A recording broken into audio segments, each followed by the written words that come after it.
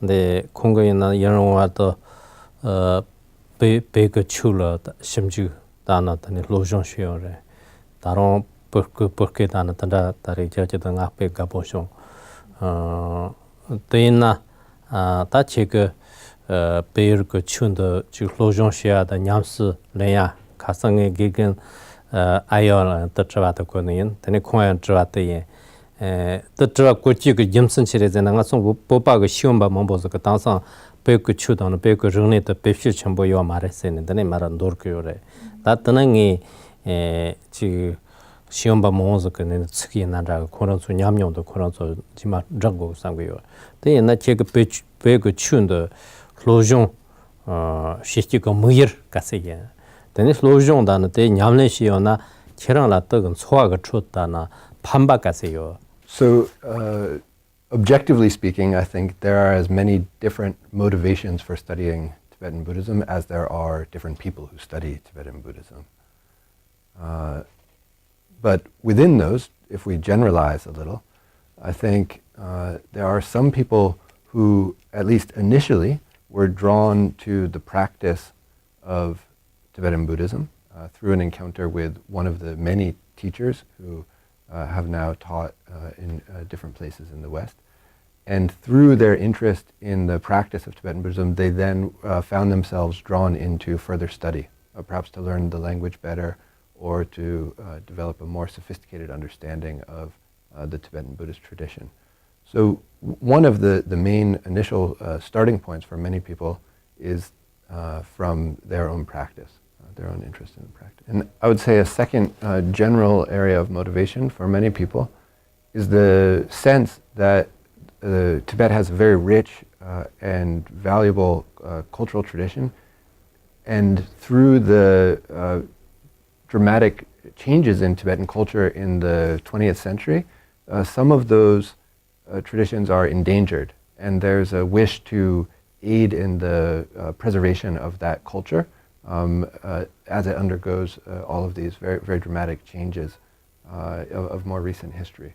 So some people, I think, are motivated by a sense of participating in an attempt to help preserve some of these things before they're lost. And then perhaps a third and final area, if we generalize of motivations, there are some people who are very, very intelligent, and they're mostly motivated by finding a field of study that will not be easily exhausted, that they won't become bored from.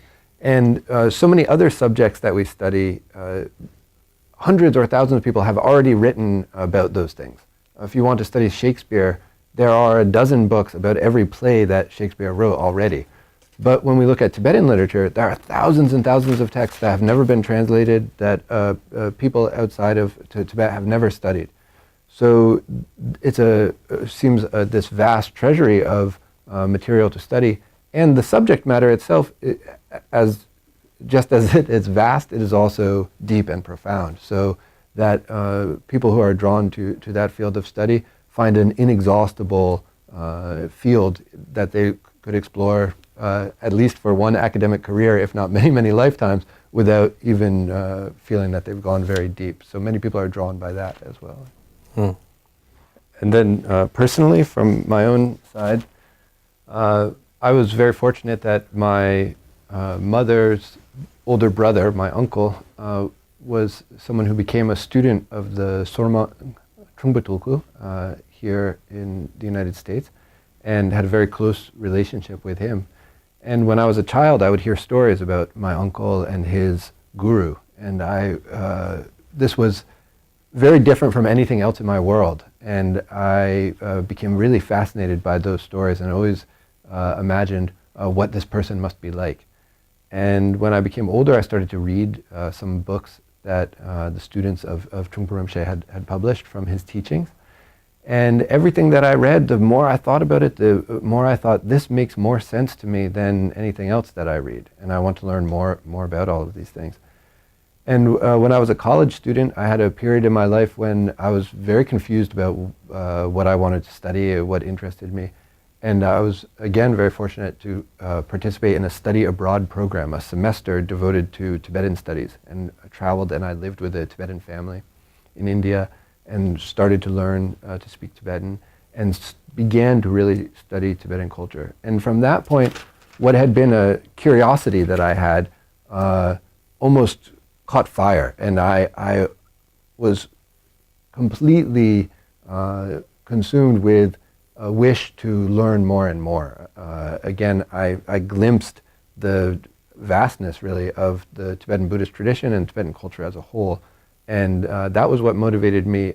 Really, I wanted to study the language, to be able to learn more and read text and speak with teachers. And that was my motivation more than the pursuit of an academic career. It was a means to be able to learn more.